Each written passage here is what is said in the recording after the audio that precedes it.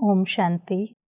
आज के इस नवरात्रि के 8वें दिन माँ दुर्गा की पूजा महागौरी के स्वरूप से की जाती है। और अगर हम देखें तो अभी तक हमने जितनी भी देवियों की आराधना की है उन्हें अस्त्र शस्त्रों से सुसज्जित तपस्या मूर्त पवित्रता के स्वरूप में असुर संहारिणी और शक्ति स्वरूप से देखा गया है।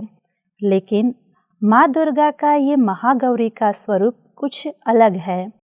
उनको हम कल्याणी, वात्सल्य मूर्त, स्नेहमयी, ममतामयी और कोमल स्वरूप से देखते हैं। अगर देखा जाए तो उनका शरीर का रंग श्वेत गौर वर्ण दिखाया हुआ है। उन्होंने वस्त्र और आभूषण भी श्वेत पहने हुए हैं। इनके पीछे की कहानी अगर हम समझे तो दिखाते हैं कि एक बारी माँ पार्वती का स्वरूप जो है वो मलिन हो गया, काला हो गया और शंकर जी ने उनको श्यामा और काली कह करके पुकारा। माँ पार्वती को ये अच्छा नहीं लगा तो उन्होंने रूठ करके चले गए और बताते हैं कि ब्रह्मा जी के पास गए। ब्रह्मा जी को बोला कि आप मेरे इस वर्ण को बदल दो और मुझे वापस मेरा स्वरूप दो। तब कहा जाता है कि ब्रह्मा जी ने उनको एक रास्ता दिखाया, बताया कि यहाँ मान सरोवर है, वहाँ जाकर के आप डुबकी लगा के आइए। जब मान सरोवर में जाएंगे, डुबकी लगाएंगे तो आपका जो ये मलिन वर्ण है वो चला जाएगा और आप गौर वर्ण में वापस आ जाएंगे। पार्वती जी ने कहते हैं ऐसा ही किया, मान सरोवर में डुबकी लगाई और उसके बाद उनका जो काला स्वरूप था वो चला गया और ही अति सुंदर गौर वर्ण तेज स्वरूप दिव्यता भरा उनका रूप हो गया। तो ये कहानी इनके पीछे की दिखाते हैं और कहते हैं तभी से हम माँ दुर्गा को महागौरी के रूप में पूजते हैं। अगर हम देखें तो इसके पीछे का भावार्थ क्या है। ये सृष्टि नाटक है और इस नाटक के अंदर हम सभी आत्माएं पार्टधारी है, पार्ट प्ले कर रहे हैं। परमधाम से इस धरा पर पार्ट प्ले करने के लिए जब आते हैं तो गौर वर्ण में थे, मतलब आत्मा सतोगुणी थी। लेकिन जन्म लेते लेते सतयुग, त्रेता, द्वापर और कलयुग में पार्ट प्ले करते करते सतोगुणी से आत्मा एकदम तमोगुणी हो गई, कोई भी कलाएं नहीं रही। तब कहते हैं कि परमात्मा पिता शिव ब्रह्मा जी के आधार से ज्ञान देते हैं और वो ज्ञान को जो आत्माएं लेती है, मतलब कि जो इस ज्ञान मान सरोवर में डुबकी लगाती है, उसका मलिन रंग मतलब होता है कि उनके अंदर के विकार, तमोगुण सारे ही खत्म हो जाते हैं और आत्मा वापस से गौरवर्ण को प्राप्त करती है, मतलब कि सतोगुणी बनती है। यह इसी बात का प्रतीक है कि परमात्मा से आत्मा बुद्धि योग छोड़ती है, राजयोग का अभ्यास करती है और अपनी तपस्या के बल के आधार से अपने अंदर के आसुरी स्वभाव को, आसुरी वृत्ति को खत्म कर देती है। इनके पीछे की दूसरी कहानी भी है। इसमें बताया हुआ है कि माँ पार्वती, जिसका एक स्वरूप ब्रह्मचारिणी भी बताया हुआ है, कहते हैं कि शिव जी के साथ विवाह करने के लिए उन्होंने घोर तपस्या की थी और ये तपस्या 5000 वर्ष तक चली थी। कहते हैं इसी बीच तपस्या करते करते गर्मी, सर्दी, बारिश सबको सहन किया और ये सहन करते करते उनका शरीर का वर्ण 5000 वर्ष में काला हो गया। तब परमात्मा पिता शिव उनके साथ विवाह करने के लिए रेडी हो जाते हैं और उनका जो ये काला स्वरूप था उनको भी गोरा बनाते हैं अपनी जटा में रहे हुए गंगा जल से। इसके पीछे का भावार्थ क्या है? यही दर्शाता है कि हम पार्ट प्ले करते करते आत्मा के अंदर जो आसुरी वृत्तियाँ आ गई है, आसुरी संस्कार बन गए हैं, आसुरी प्रवृत्ति करते हैं, तमोगुण आ चुके हैं। इन तमोगुण को हम जब बुद्धि से परमात्मा पिता शिव के साथ जोड़ते हैं, तपस्या करते हैं, राजयोग का अभ्यास करते हैं, तो इस अभ्यास के द्वारा, परमात्मा की शक्तियों के द्वारा, परमात्मा के दिए हुए श्रेष्ठ ज्ञान के आधार से हमारे अंदर की इस मलिनता को हम खत्म कर देते हैं और आत्मा वापस से गौर वर्ण को प्राप्त करती है। ये बात हमें यही दर्शाती है। और अगर आगे देखा जाए तो महागौरी को 4 भुजाधारी दिखाते हैं, जिसमें से एक हस्त जो है वो वरद मुद्रा में है, एक अभय मुद्रा में है। एक हस्त के अंदर डमरू दिखाया हुआ है और एक हस्त में त्रिशूल दिखाया हुआ है। तो त्रिशूल तो पता है कि हमारे अंदर आसुरी वृत्तियों के संहार की निशानी है। डमरू का अर्थ क्या होता है? डमरू मतलब कहते हैं कि शिव का डमरू डम डम बोले, अगम निगम के भेद खोले। मतलब कि कौन से भेद खुलते हैं? जब आत्मा परमात्मा से ज्ञान प्राप्त करती है तो बहुत सारे राजों को, रहस्यों को समझती है। कहते हैं भारत का प्राचीन ते प्राचीन और पुराने ते पुराना जो योग है उसे राजयोग कहा जाता है। और ये राजयोग स्वयं परमपिता परमात्मा शिव सिखाते हैं। इनके माध्यम से हमारी स्वयं की पहचान कराते हैं, परमात्मा की पहचान कराते, कर्म फिलोसॉफी को समझाते हैं। ये पूरे वर्ल्ड ड्रामा, सृष्टि नाटक का भी रहस्य बताते हैं। तो जब आत्मा परमात्मा से जुड़ती है तो ये सर्वश्रेष्ठ ज्ञान की प्राप्ति उसको होती है। ये सारे राज को समझती है, इसलिए ये डमरू उसी का प्रतीक है। और अगर आगे देखें तो महागौरी का वाहन जो है वो वृषभ दिखाया हुआ है। वृषभ मतलब कि बेल। शिव जी का वाहन भी बेल दिखाते हैं और महागौरी का वाहन भी बेल, मतलब कि पतिव्रता की निशानी है। जो उन्होंने धारण किया है, जिनको उन्होंने अपना बनाया है, वही परमात्मा के दिए हुए ज्ञान को अपने जीवन में धारण करना है। वृषभ धर्म का प्रतीक है, धारणा का प्रतीक है।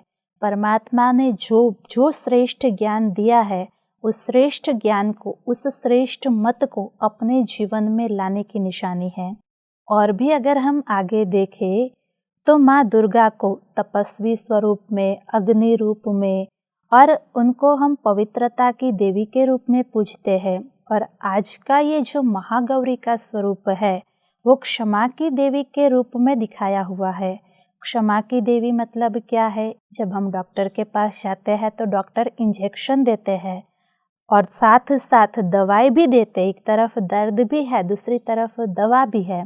इसका अर्थ ये होता है कि माँ दुर्गा का जो ये स्वरूप है, हमारे अंदर रही हुई आसुरी वृत्तियों का संहार भी होता है, लेकिन संहार होने के बाद उस आत्मा के प्रति रहम दिल, स्नेह की भावना, माँ की भावना भी दिखाई हुई है। माँ कभी गुस्सा करती है तो इसका मतलब ये नहीं होता है कि उसका उसके बच्चे के लिए प्यार नहीं है, लेकिन उसकी बुराइयों को खत्म करने का प्रतीक है। तो चलिए आज के इस पावन दिन पर, अष्टमी पर, हम भी महागौरी की तरह अपने जीवन के अंदर भी ये सारे गुणों को धारण करते हैं। परमात्मा पिता शिव से मिले हुए श्रेष्ठ ज्ञान को जीवन में अपनाते हैं। उनके साथ बुद्धि योग जोड़ करके, योगाभ्यास कर कर अपने अंदर के विकारों को खत्म करके हमारी आत्मा को भी एकदम सोने की तरह कंचन बना देते हैं। कहते हैं अगर सोना 24 कैरेट होगा तो उससे बना हुआ जेवर भी तो वैसा ही मिलेगा। इसलिए महागौरी को आरोग्य की देवी के रूप में भी पूजा जाता है। अगर हमारी आत्मा सतो प्रधान होगी, सतोगुणी होगी, उसके अंदर सारे अच्छे गुण रहेंगे, दिव्य गुण रहेंगे, तो नेचुरली ये जो शरीर है, ये जो काया है, वो भी हमारी कंचन रहेगी। तो अभी इसके लिए हम योग अभ्यास करते हैं। अपनी बुद्धि को सब तरफ से हटा करके स्थिर होकर के बैठेंगे और चलेंगे एक अनंत यात्रा पर। हम अपने मन को परमात्मा के सानिध्य में ले चलेंगे।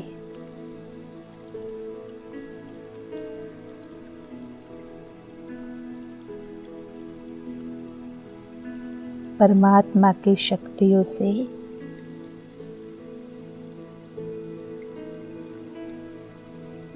आत्मा को भरपूर करेंगे।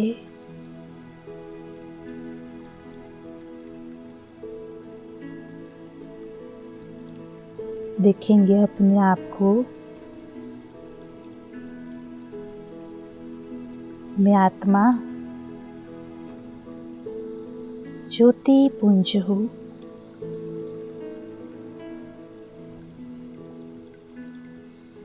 सतोगुणी स्वरूप हूँ।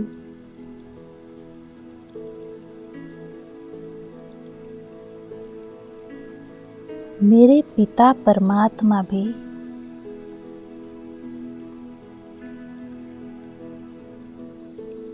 दिव्य तेजोमय प्रकाश पुंज है।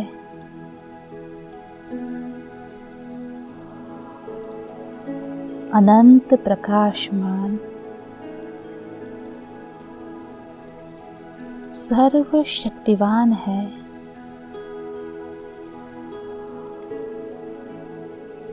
देखेंगे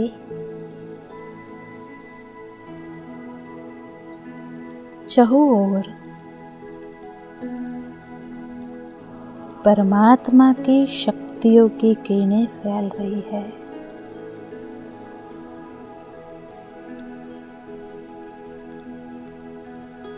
कितना सुखद अनुभव है।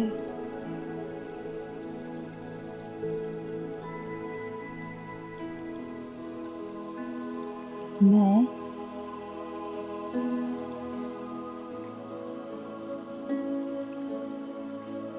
माता पिता के प्रेम की पात्र आत्मा बन गई।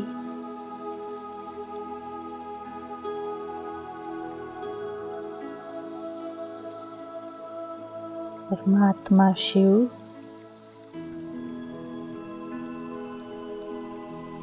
मेरे सबसे प्यारे माता पिता है।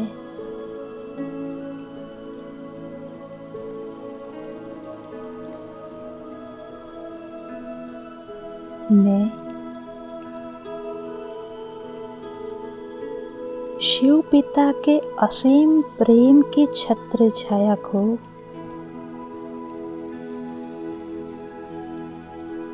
स्वयं के ऊपर महसूस कर रही हूँ।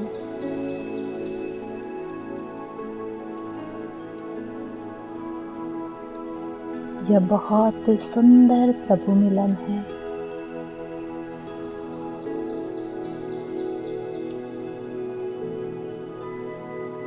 परमात्मा पिता शिव की सर्व शक्तियों की किरणों को स्वयं में अनुभव करेंगे।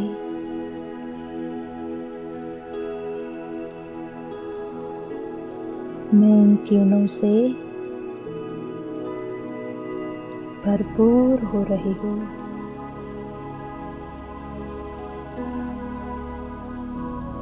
परमात्म शक्ति से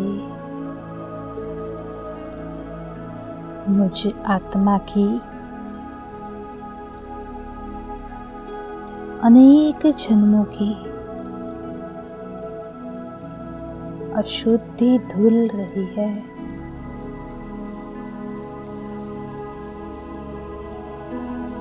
मैं आत्मा स्वच्छ सुंदर होती जा रही हूँ।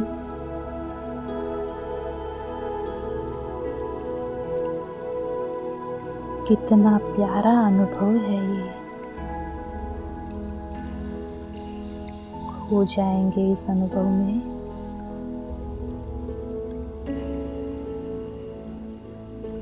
अब धीरे धीरे मैं आत्मा वापस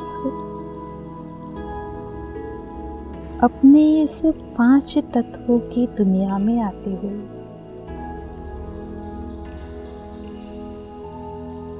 शरीर में प्रकृति के मध्य में विराजमान होती हूँ।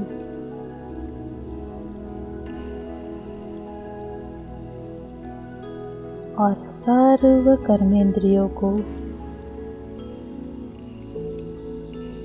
अपने अधिकार में लाती हूँ।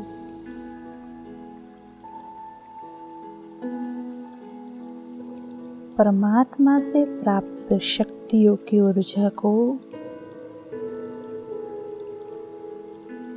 इन कर्मेंद्रियों में प्रवाहित करती हूँ। ओम शांति।